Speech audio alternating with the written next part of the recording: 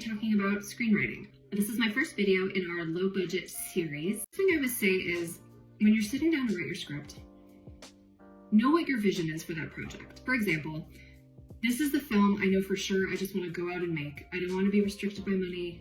I want to be able to film it with however many people I can find and however much money I can scrape together. If you know that as a baseline, that's going to inform the type of story you go after. So character-driven stories that are about people dealing with things from the inside out rather than plot-driven stories where things are happening to characters can often be a good way to start, because you can set a character-driven story anywhere. You can set it in one house, you can set it out in the woods, you can have a few locations, you can have a ton of locations. It doesn't matter because the core of the story is about the people. So these are the kinds of stories that I generally like to tell regardless. Once you've settled on your story and you know what you want to write, the biggest advice I can give you is just let yourself write. I had a professor in college in a playwriting class I took who would talk about letting yourself write the shitty first draft.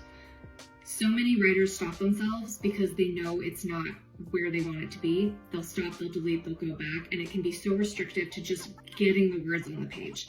Let yourself write that shitty first draft. Hit a page, you know it's not where you want it to be, keep going.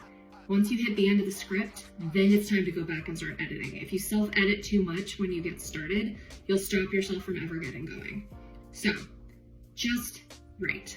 Throw out the rules, throw out your expectations about where you think the story should go, and just let yourself write.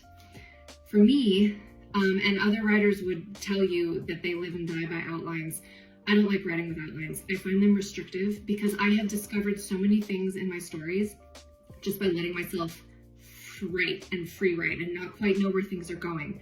I'll have a scene drop in, I'll have one character say something and it'll unlock something else that's so much better than anything I would have thought of if I had held myself to an outline when I first started the process.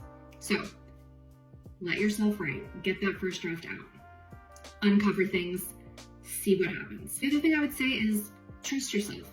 Even if you're new to screenwriting, you innately know what a story is. You understand story structure. I have a mentor in LA who said that to me years ago, and it really stuck with me, which is you don't necessarily need to save the cat or an education in how to structure a story, because we are inundated with story structure everywhere we look. Movies, books. We understand the hero's journey. We understand the arc of a story. So if you just trust that that's kind of in you innately, let your own story unfold.